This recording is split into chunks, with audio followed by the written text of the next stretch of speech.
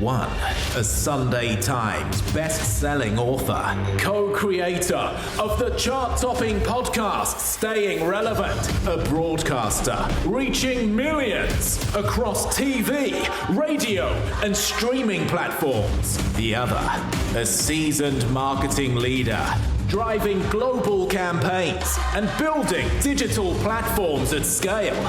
Together, co-founders of Content Jungle, reshaping how brands and creators connect with talent and production. Please welcome Sam Thompson and Ben Hacker.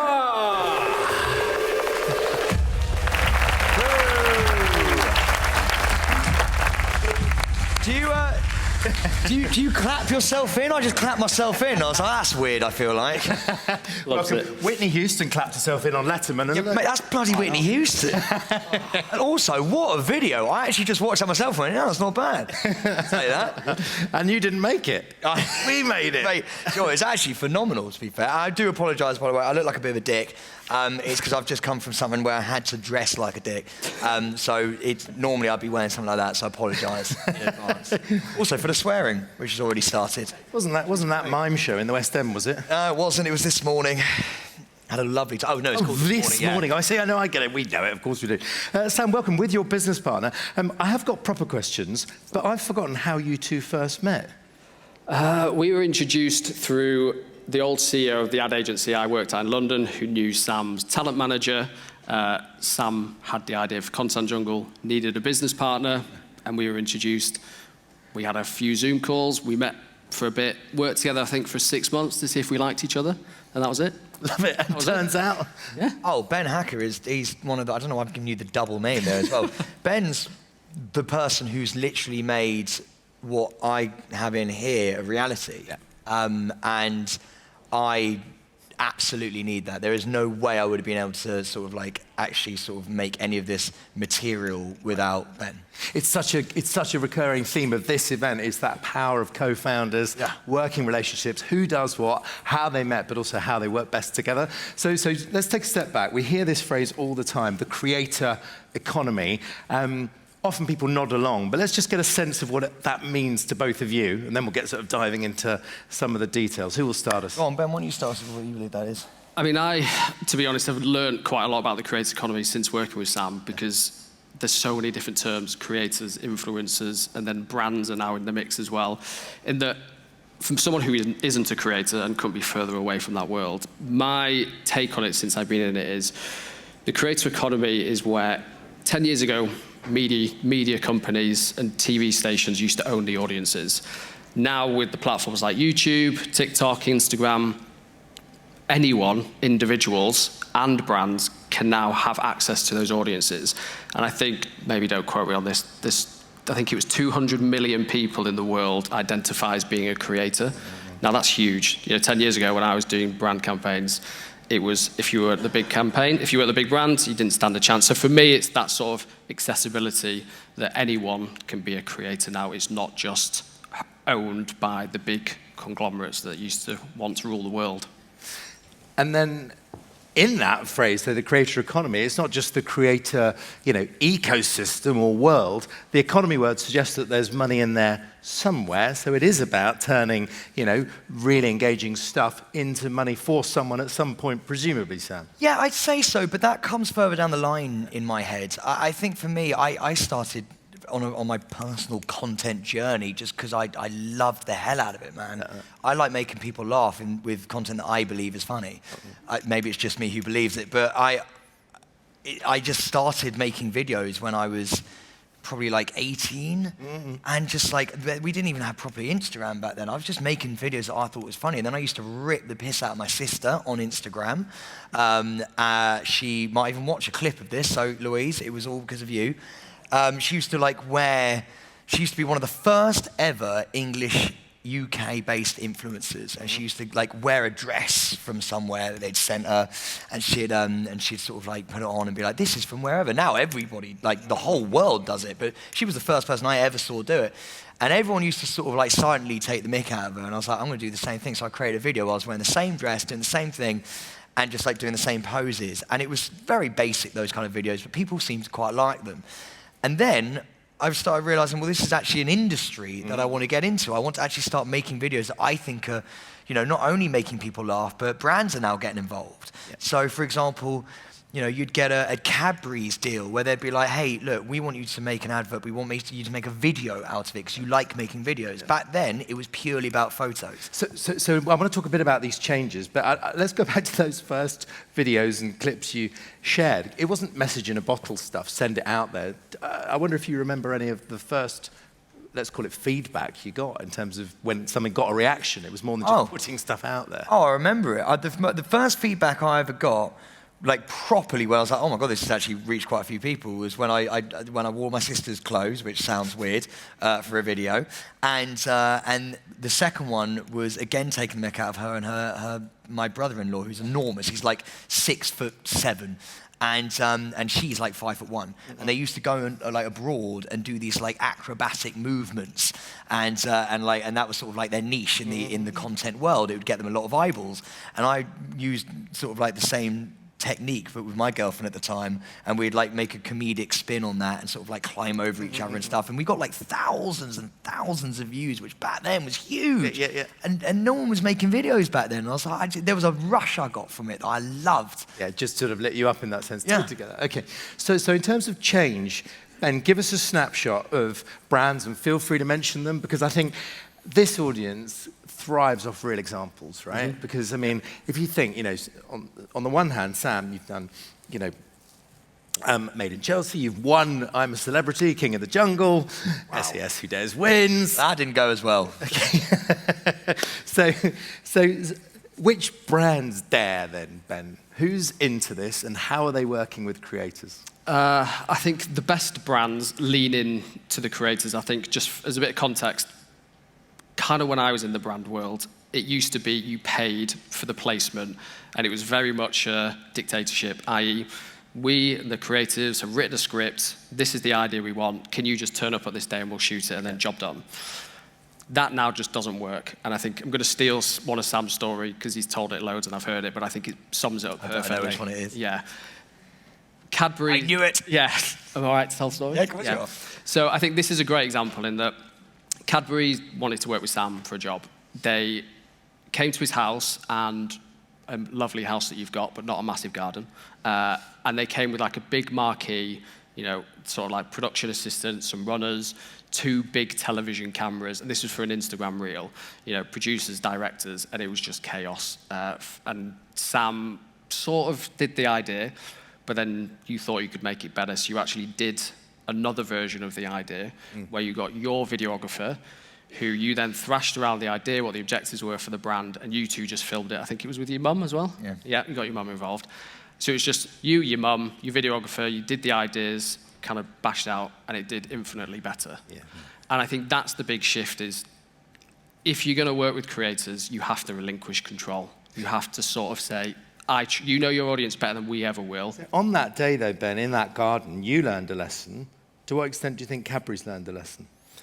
Well, I hope probably when they look at their production budget, they went, actually, versus what Sam delivered, I think we should learn our lessons. But I just wonder if the change then follows. I think the change has followed. So this is a few years ago, and I'll never forget it, because what used to happen is they would not.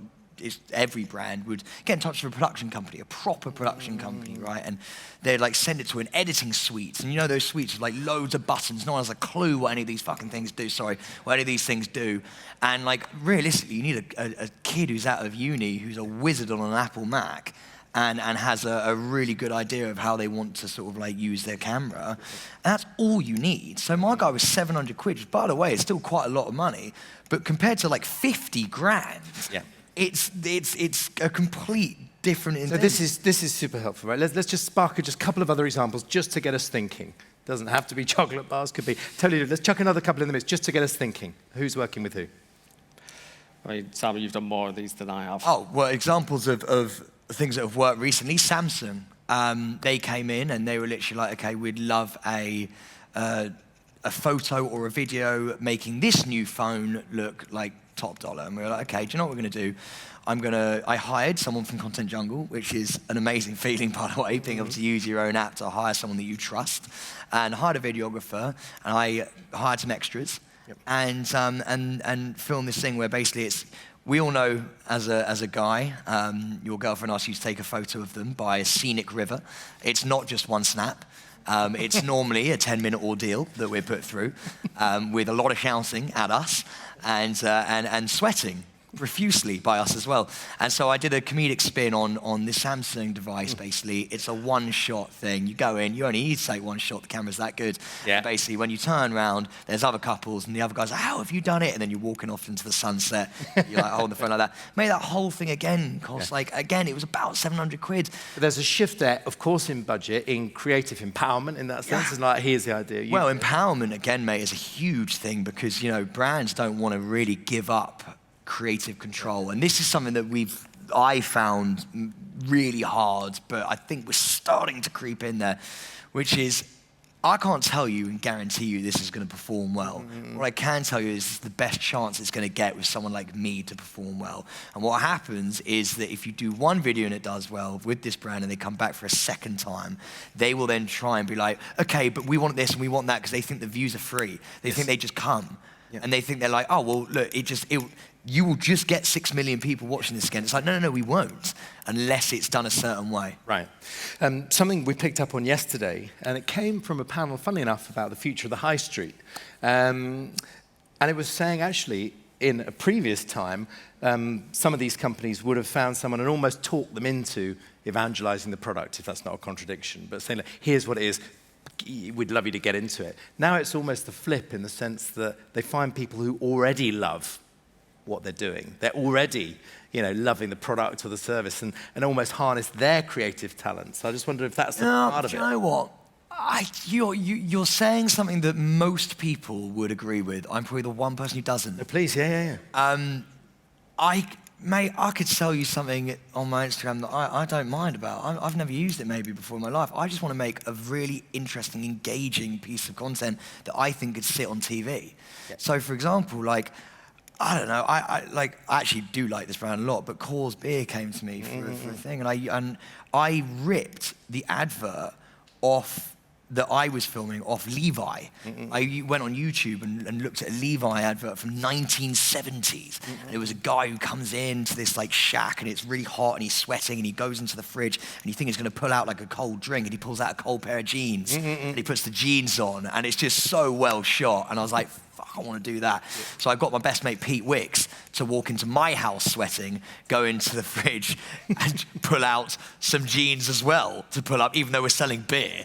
And then he gets the beer out, pops the beer, drinks the beer. I could have never drunk a beer before, but I'm proud of that. Yeah, get it. Yeah. So I feel like you don't always have to I think it's a little bit icky. It's like, I love this, and I think it's absolutely brilliant. No, I'm just good at advertising. But that's not me as in someone. But that's the difference, Sam, is that you love creativity and ideas. There are people like me, you'd see, and everyone probably here, would see straight through if you just went, look at this lovely bottle of Coors, right? Yeah. But whereas you take that and go, well, I'm maybe not a fan of it, but I love creating ideas around that. So I think that's the authenticity. People aren't stupid. You're going to know if they've been paid. So let's play this out, and we should absolutely talk about the company as well, in terms of how it tends to work in practice. So hands up in the room if you work with, 80% of the economy is services, I suppose, but hands up if you are in the service business. You got a service business, hands up, and hands up if you're in the product business. Okay, yeah, quite a few, all right. So how does it work? Just help us understand the actual process of how this comes together. So would it be a company in the first instance would come to you? I'm just trying to understand how this content gets made. So, do you mean for Content Jungle? Yeah. So ultimately, the idea was born from Sam's own need, which is where he had a job for a brand. His normal videographer was away, and he was a bit like, oh shit, who do I use? And he found the whole process. Ben just swore. Yeah, sorry, this is hanging around with you too much. He found the whole process incredibly terrible. Do I really trust this person to come to my house? Is the work they're showing me actually any good? Will they really deliver what I'm going to pay for? So to his credit, he was like, I'm going to solve it. So ultimately, the idea is, if you're a brand or a creator, we connect you with the very best videographers, editors, photographers who we've personally vetted, so you know you can trust. And that's it, is that you put your brief up, And I think importantly that I've learned over the last 6 months since we've launched this, big brands, Pizza Express, Perfect Head, Health, big brands, still have absolutely no idea what they should pay for a videographer. And there's a massive disconnect between the huge production budgets that once were to, I can get a guy with a camera for £200 to film all this. Whereas actually the reality is, yeah, sure you can, there's Fiverr, Upwork, but if you really want the best, you're going to pay for it. And it's still £700, £1,000, but you're not just, and I think the key point is, you're not just buying someone who holds the camera. You're buying someone who's going to come in with the ideas and say, actually, if we shoot it this way and edit it in this way, this will give it the best chance of success. Amazing. So Sam, I mean, and both of you, to call this disruptive would be a bit of an understatement, right? So if you think of the media world, how it's changed, even in the time that you've been involved in it, Sam, right? The advertising world. Just give us a sense of some of the changes. And because it must leave a lot of people scratching their heads going, where do we fit in? Well, I mean, yeah, absolutely. I mean, everyone, there's an age-old thing saying TV's dying. I mean, that's half true. The digital landscape is huge now. I think there's the worrying thing if you're working in TV now is that the brands are going to spend more now on digital than they normally would on TV advertising. TV advertisement used to be king, and now every brand is going, well, this is ridiculous. We can literally spend the exact same, which is, by the way, millions, on one TV slot, right? We can give that to 100,000 content creators and get a reach far beyond that to different demographics, different ages, and we can get all of that for a fraction of what we'd be paying for one TV slot. And what we're saying, really, me and Ben, is that we're kind of trying to show people these big brands, but not just big brands, like people who are just starting up as well. I think it must be quite terrifying being like a startup brand and be like, God, how do I get this content now? Like everything is visual. Yeah. Even if you're a estate agent, you need a videographer to go around to this. I believe you need a videographer to go around to this house and take some amazing shots of the different rooms and make it artsy and creative and do a little cut into something really nicely. That's how you're selling more houses now, to make it look really visually pleasing as they're not turning up. But what we want to do is be like, okay, you don't have to genuinely spend 10 grand on like a production outfit. You can find a videographer who is shit hot, who is incredible at editing, and like Ben said, who is so involved with you when they're in that house you're trying to sell, or if they're on the riverbank with me trying to film the Samsung outfit, they're going, do you know what would be really great? Imagine if we did that. So you're finding a partner in crime as well when you're doing this. And it's so much cheaper, I think, than people used to believe it is. It's not to say it's cheap, it's not. Some things are still 500 quid. But if you compare that now to what it was beforehand, it's night and day. Right, and in terms of, because there's a world in which, it's very much, that sort of full empowerment, over to you, we trust you. Give us a steer on the sort of, any lessons you've learned, because you've had so much stuff just go into millions of figures in terms of views, right? Any overall steer about the things that you've learned is worth avoiding?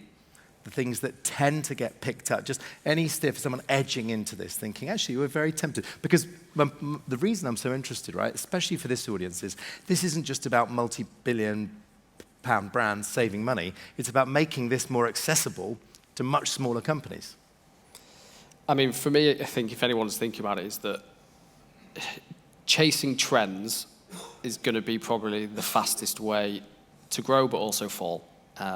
In that if you're thinking about whether you're a brand or you're an individual, you have to find out what you want to be known for, you want to do, and stick with it. And the other bit is, it takes a long time. Like, as I said, 200 million people think they're creators. Like, that's a lot of people to compete with. So it's finding the consistency, and in no way, shape or form should you be paying a videographer to produce every one of your videos. It's about finding the balance to go, this is what I want to do. This is the story I want to tell. And I think this is where it gets lost in trends, is that at the end of the day, the best story wins. Like, I think the guy who was head of creative at Pixar wrote that book, The Best Story Wins, and it's true today. Sam is testament to that. It might only be in 30 seconds you've got to do it, but the best story will always win versus some sort of trend. Totally, that's right. Creativity Inc., wasn't it? Ed Catmull. Do you agree with that, Sam, about trends? I would also say that I think doing it yourself, a lot of people go, do you know what, I'll do it myself. And I've been in that boat many a time where I'm like, do you know what? I'm going to give this a go on my own, and I don't have the skills to make, like what Ben said, 200 million people, everyone thinks they're a creator. You're fighting against people who genuinely know so much about this space.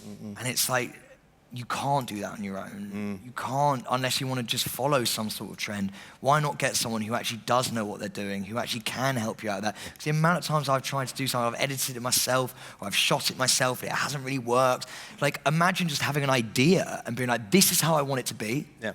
And let's do it together. It's such a great feeling when it comes Totally together. different feeling. So I've got lots more questions, but I want to get a sense of the questions in the room. So we're going to come out in just a minute, but I want to ask you something, Sam, because right from that first story you told about your sister and the dress, it strikes me that you come alive when you're making things which fundamentally, in addition to all the other good things, entertain you. Yeah. Yeah, right, okay.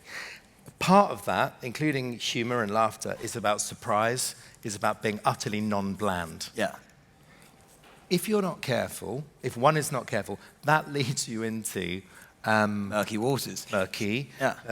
Waters, because the things that get the biggest laugh internally are surprising, often shocking, and end up with someone's reputation accidentally toppling into the bin. On the floor. Well, I mean, I've had this conversation many times with agents and PRs and all sorts of people. But I'm lucky, I guess, where the things that I want to create, mate, they're harmless. The things that I'm shocking people with are misdirection. So, for example, I will pretend I'm going to propose to my girlfriend, but actually what I'm doing is asking her if I can fart in front of her for the first time. Like, those are my shocking things, right? Like, a lot of people do a lot of crazy things of views, and I actually think that the art of subtlety, it's not the best example for subtlety, but like the art of subtle misdirection, I think there is still a massive place for that in the content creation world. And by the way, just linking that back, look at us plugging, but linking that back to Content Jungle and the videographers we have, is that these guys are creative, they write things for themselves, they're interested. So if you want to crack a little gag that's like not just in your face, you need someone who's going to do that with you. Okay, so that's all because, my view, we've only just met, you are, in a good way, family-friendly, Sam. Yeah, I'd say so. I think so. I don't think that's My an family insult. probably wouldn't say that, but I would say that. I don't think it's an insult, but Ben, just help me out developing that theme if you're not, Sam, which is to say there is a line there, actually, because, you know, some other creator might be like, we've got to be provocative. We've got to make people gasp. Yeah, and I think if you're doing something for the sake of it, I wouldn't even bother starting. Reason being is, and I can actually see one of the questions here, which is creating content, not that I do it, but I see Sam, is incredibly tough. Yeah. It takes ages to get anywhere, to get any sort of feedback, constantly having to pump out a lot of content. If you're doing and having to come up with ideas that feels inauthentic to yourself, makes you nervous, and then you're going to be anxious about what you're putting out there with reactions, I wouldn't even start. There is plenty of people out in the world that will listen to whatever story you have. And I think one of the big trends moving away, especially of like what's going to happen amongst creators and brands over the next 10 years, is there's going to be probably a massive separation between the good and the just people chasing the trends. And that, as I say, the people who develop engagement with their audiences, not number of followers or impressions, but the actual engagement. Yeah. And just as a really important guy, there's a guy called Jordan who's the Sidemen manager, and he always says, which I think is true, is like, if creators can't go out and sell tickets to a football stadium or sell out something, then they're not there. They won't succeed because they're just chasing impressions. And it's the ones who can go out and really engage, and when they speak, their audience will listen and trust them. They'll be the ones that will win. The others will just disappear because they won't be able to sustain it. So, okay, so this is amazing advice. One of the challenges with this is we've heard a lot, particularly yesterday here, about what one of our guests called founder-led content. Okay, now very often, a founder might see the ultimate value, but not feel immediately comfortable. In other words, it does make them feel nervous. If they're following the Ben Hacker Today advice, it would be, don't do it, right? Because it made them feel nervous. I also put it to you that we might end up in a world where the only people who end up putting out good content are people who feel naturally comfortable on camera, which might, in time, exclude all of the most interesting people in the world. Well, do you know what? I would agree with that, but actually what you're seeing now are some of the people who are the least camera-friendly and most awkward are actually the ones who are doing the most because they're relatable. Relatability is one of the biggest things in this world, bar none. Like, everyone loves to relate. And they might be feeling uncomfortable when they're doing it. People love to see people feeling uncomfortable. So you don't agree on that then, Ben? So this is perfect. Like, I've had many people say to me, especially for Content Jungle, given the space we're in, is like, why aren't you telling the founder story? And I'm like, because I'm absolutely terrified. I do not want to stick my face on Instagram Live. I love seeing This is where we're He's missing an opportunity, isn't he, Sam? Mate, we did a video together recently for Content Jungle, and we were sat there doing a piece of the camera. This guy is he's one of the funniest dudes because he's literally a dude who's never sat on camera before. He's going to go in front of a few thousand people. Well, we're going to get you both to vote on this then. A founder in the audience says, I don't feel comfortable on camera, but I can see why my voice put out there might be useful for my business. Should I get on camera? Absolutely. Ben? I should. No, not you, them. Should they? Yeah. I mean, right, I'm going to. You can change your mind. Yes, with an asterisk. That yes, you absolutely should. However, where I decided to start, because I'm not comfortable with it, and I also think I actually live up in York, so it's like, who really wants to just see me mainly sat at my desk, like just on a Zoom call, or like I was like, it's not interesting to people. Hey, right? Jackie Weaver is very interesting. Yeah, you do not have the authority. Yeah. Most people assume I just hang out with Sam all day, which is not true. So it's like, it's actually what I believe it probably looks quite boring. So I decided, but I need to tell the story. Okay. So I feel comfortable writing. So I do LinkedIn. Okay. So I use LinkedIn as just writing posts. I'll share videos that we might do. I'll share images. But I'm not at the place yet where I feel comfortable going in front of Instagram. Am I missing an opportunity? Yes, but, you know. But you know what, mate? Do you know what? That's so beautiful because I, being someone who is in front of the camera quite a bit, I try and drag him into everything. Because I love seeing someone who is so relatable and like he sits there and he's like, oh God. And it's like, but like that to me, it's a lovely energy. And it's actually something that I think people want to see. They want to see the guy who's built this amazing app with me, who's sitting there like, this guy's like such a brilliant bloke. And like, so I'm literally going, come here, sit down. And then he's like sweating and like, but I think people watching that, there's quite like, we did an investment sort of like portfolio, I'm gonna get that word wrong, I don't know the business speak, but like an investment video. And Ben's the best part. Mm-hmm. He's literally over there, like it's actually funny as well. Like as a piece of content, it's brilliant. So I actually think that, yeah, I get where Ben's coming from, of course I do, or whoever said that question. Yeah. But actually, and this comes from someone who's lived in that world for so long, people are dying to see people like you, or people who don't think they do. All right, so let's keep talking about this. So we've got some. Let's take some questions from in the studio. Lots of hands, right? How about right in the middle of the room here? I see a hand waving there, and then we'll come to you in the front. Thank you, Steph. Just here in the white top. Hello. I love questions, by the way. Oh, it's still not working. Okay. Now, I want our audience online to hear this, so forgive me. We'll get one other to you. Thank you. Herd Bakery. Yeah. If we're looking at free croissants, I'm in. Hi. Is it working? Okay, cool. Hi, I'm Ra. I own a bakery called For Bake's Sake in Gosport. My bakery is basically a Subway-style bakery where you create your cupcake from scratch. Oh, yeah. So it's so cool. What would you suggest to someone like me or someone with a small business who I'm not massive on TikTok and Instagram. I'm on there, but I'm rubbish at creating content because I don't have time. Yep. What would you suggest for someone like me to try and get out there a little bit more? I would say the way you've just described yourself there and the way you are there holding your mic and like explaining what you do is to me already makes you feel, if I'm your customer online, I'm sitting there being like, what a wonderful like place to go. I bet you've got a smile on your face now. I think you're probably a bit nervous asking that question. You've got a smile on your face, like from ear to ear. You don't have to do anything big, mate. Like genuinely, I would just be like, this is who we are, exactly what you just did there. If I'm seeing that online, I'm like, what a lovely person. You don't have to like do these massive things. I just think getting you personally in front of a camera and being like, hi, This is who we are. We own a bakery. This is what we do. And you make your cupcakes from scratch. And I absolutely love it. The energy that you give me, I personally think, is more than enough. I think sometimes, and I worry actually that when I talk about these adverts that we do, and it's like Samsung, and it's like we're doing this, like I've hired extras and stuff. It's because I want to make things that I think could go on TV, right? But actually, I think the real magic in social media, in terms of digital marketing, is the real simple things, which is just getting your passion, which you clearly have, out there, and the energy you exude, and the smile you just had there, I'm in. I'd buy it just from that. So I think that really leads nicely off to what we were just saying. Just get yourself in front of there, and don't actually think about it too much, and just get on TikTok or Instagram and be like, this is who we are. Now then, with our support, what's your first name again? Yeah, right. With the support of the Elite Business Live community, would you be up for doing that in the next week? Yes. Yes. We'll share it.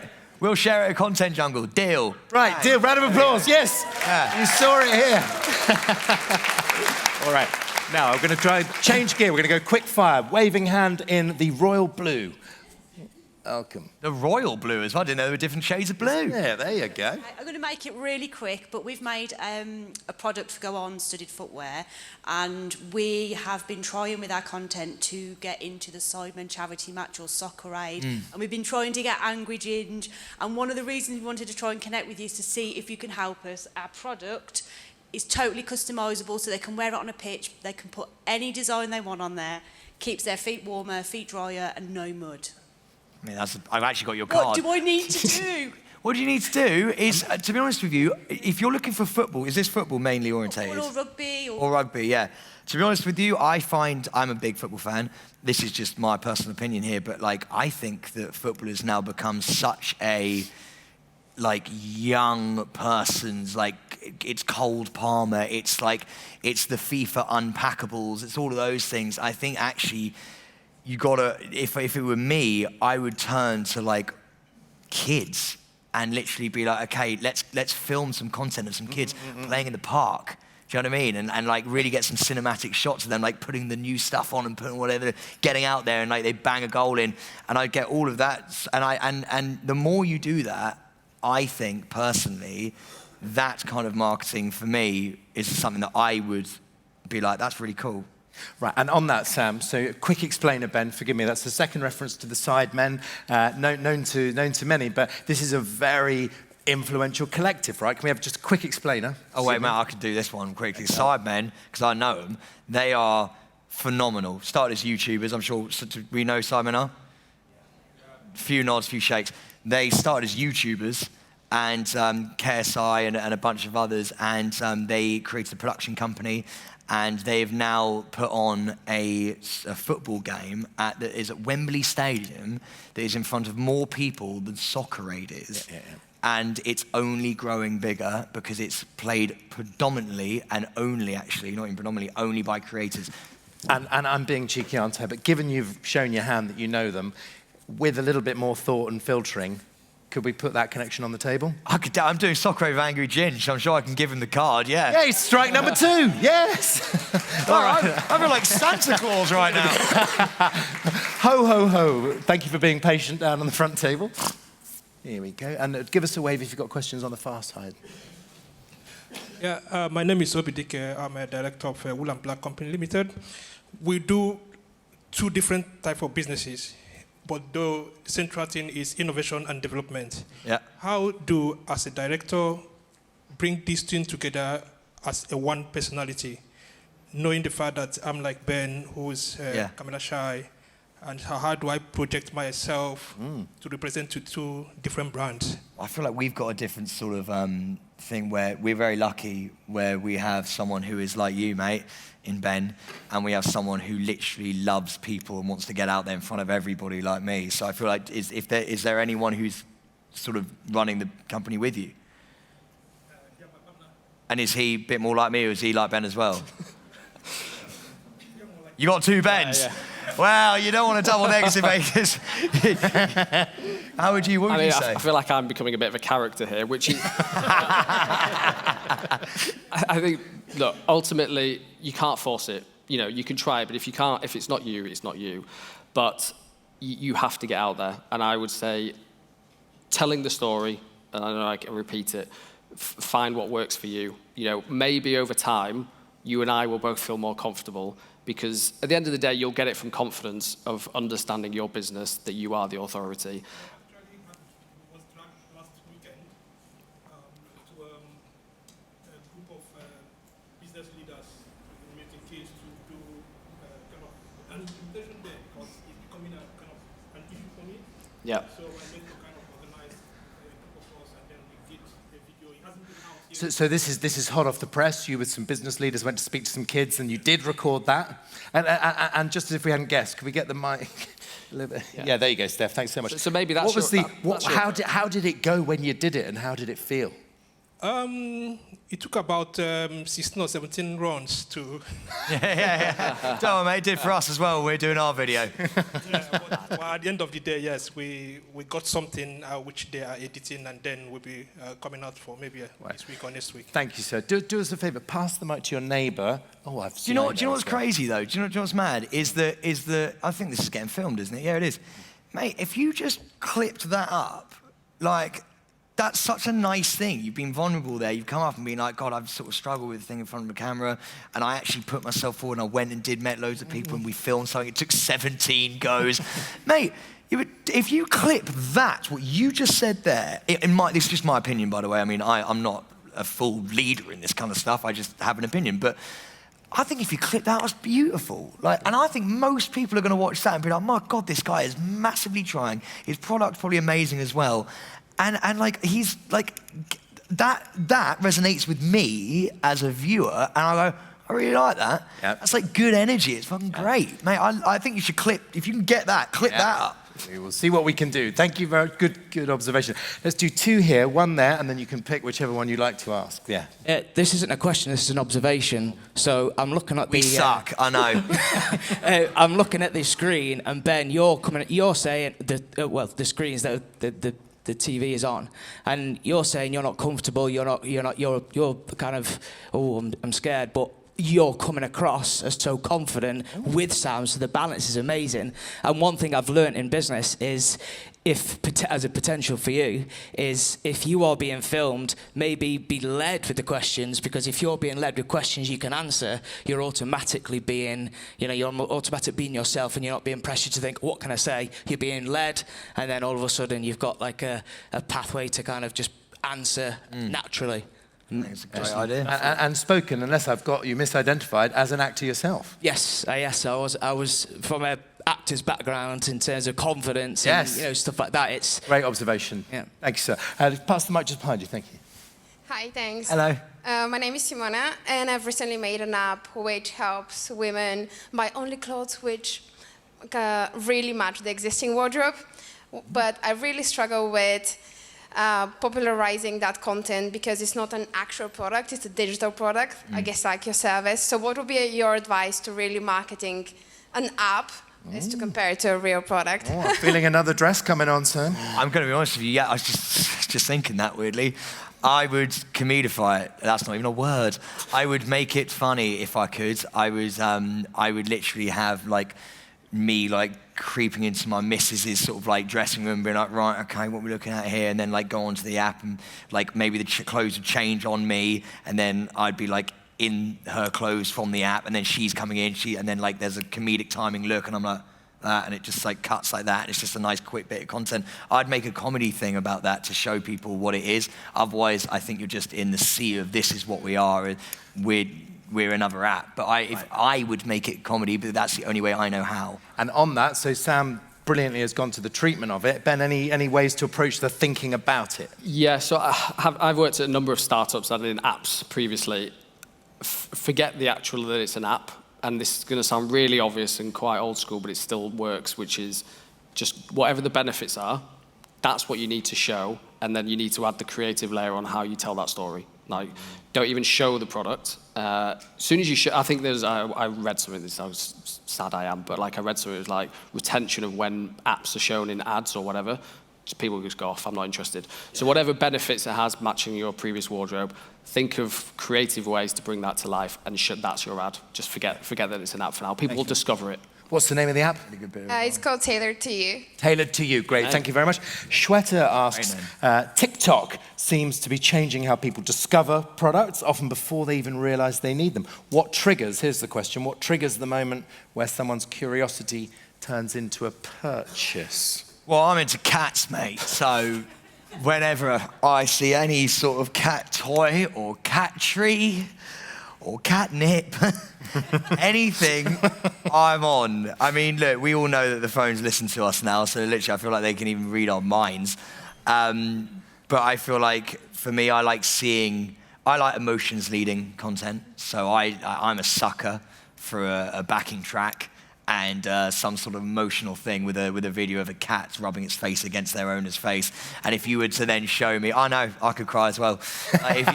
If you were to then show me like them playing with like a toy and being like, my cat's the happiest cat in the entire world, and you saw them playing with a toy, I would buy that thing within a hobby. I saw a thing with a woman walking around the street recently, and she had a cat backpack on with a hole in it, and the cat was just, it had its head out of the hole, and she was just walking down the street like this, and the cat was just looking around, and I was like, mate, I'm getting myself one of them. It took me ages to find it. There were like links to buy it in the bio, so I had to go into a bio, I had to click these different things. It was really hard to see it, but I was determined. Do you know why? Because I saw something that I thought was cute with some beautiful music behind it, and it was game over for me. I would just add to that, and again, I sort of bring the more boring side to this stuff, which is... Well, not boring. Having done meta ads for probably like 7-8 years, it's still the same structure. It's literally problem solution. The difference now is, because I think I saw earlier, there's like on TikTok, they watch like a movie's worth of content in a day.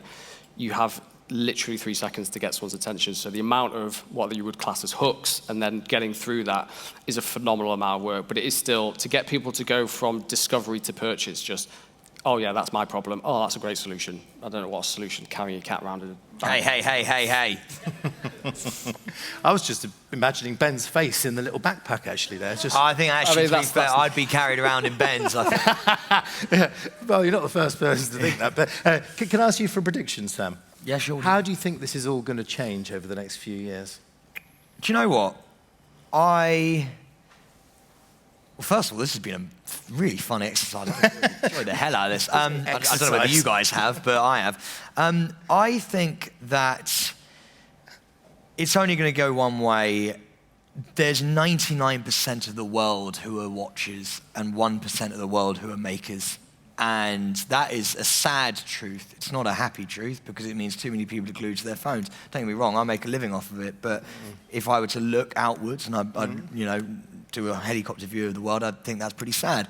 But what's the one way? You're going to say that, a silly question. Well, I think it's going to go to 99.5%. Wow, so yeah, fewer and fewer creators. I think that the majority of people are going to carry on watching other people's lives rather than living their own, which means that creating content is the most important thing you can do, be the 0.5 or the 1%, because you might think no one cares or no one listens. We're getting to the point where people are tuning into streamers, right, who are just walking around the streets and not even say anything. They're watching them walk. I'm watching people watch people sleep now. No, I'm not even joking. People watch people sleep. So I want to predict. But really quickly, that's where it's going. So if you think I don't know if I can make any content, make it, because someone's going to fucking watch it. But then if the rulers of the world said to you, Sam, how could we have a world in which half of people were creators? I would love to get to that world. How? I think the only way you can get there is by everyone realizing and understanding that actually whatever we do is interesting to somebody. I really genuinely believe that. I mean, like, mate, listening to you, and I'm sorry, it sounds like I'm taking the piss, I'm not, but 17 takes to do something, I would fucking watch that. Like, I would love to watch that. Like, I think that's so great. You would all probably love to watch Ben sweating whilst he's trying to do this video. I can see we've gone over time, but like, know that every single one of you, me, Ben, everyone, we're interesting enough to put our stuff out there and to put our content out there. I think there's way too much stock that's been put into viral stuff, and like, but if it's not going to go viral, it doesn't matter, mate. If you get 100 views, it's 100 more views than the person who didn't do it. And I know that sounds like such a cop-out thing to say, but it's true. And I just think that's how you get to 50-50, is by everybody realizing the world we live in is now a symbiotic digital experience. And if you're not jumping on that and you're just watching, you're gaining nothing, and you're getting brain rot as well. You might as well get brain rot and gain. Love that. Hard to top that, Ben, but maybe another piece of advice. I thought you were going to say something more PC. As we step in. I mean, look, Sam said it pretty well. I think it's been a bit of an eye-opener for me, right, in that what you just said, 100 views is better than no views. I think, I'll be honest, I obviously have two hats on. I have business co-founder, CEO hat on as a business, but then we need to build a brand, and we have one of the best. And after this, probably we need to talk. Yeah, we're the best in the business. But I think for me, it's creator world isn't my bag, but actually I think with everyone here, I probably need to be doing the same as everyone else, putting yourself out there. And I think someone gave me a piece of advice once, which was like, I'm going to swear again, but it's like, this is the shittest you'll ever be. Like, whenever you start something, and it's like, I'm sorry, I'm going to keep picking on you, but 17 takes. You'll do it next time, you might do it in 15, right? And you'll slowly get better to where you're like Sam, probably didn't even know the questions that were coming today, and it'll just be straight on. Did you read them? Well, yeah. I'm a bit sad. Did you send over the questions? I'm saying nothing. Yeah. But, mate, I thought we were going in this blind together. You don't need to, I do. And I think that's Thank God you didn't tell me that before, because I would have panicked hard just then. Wow. Right, we're getting flashed at now. So, okay, sorry. So here's the thing, without sounding like sort of William Blake, I think that thought, though, Sam, that you've left us on, in terms of seeing the world in a grain of sand, that idea that everything is a miracle, that is more resonant than you can imagine here, right? I think but it also unintimidates people. Yeah, mate, do you know what? I really don't like it when people are intimidated by what we do and content creation and stuff, because we all live lives that I believe that everyone should be, like, really excited by. Because I could watch anyone, mate. I genuinely could. I could watch absolutely anybody. Yeah. And I think I think your example is the perfect one, mate. I really, really do. And your bakery. I think that I would watch that. I really, really would. So I hope you take anything from this, what you will. I don't know what you're taking from me, probably loads from Ben. But whatever you're taking from me, I really hope you do bring that away and just go, let's just crack at it, because, mate, 100's better than 0. So, yeah. Thank you both. Now, the only buzz I can now hear is people waiting already to the side of the stage to ask you some questions. So I'll just say a massive thank you. We are out of time, but thank you. That man's had his flipping hand. I know he's going to have RSI. Bless him. Well, will you come and meet him immediately, yeah, Sam? Of course I will, yeah. Right. That's it for us. Sam Thompson, Ben Hacker, thank you very much. Thank you. Thank you so much. Come on down. Well,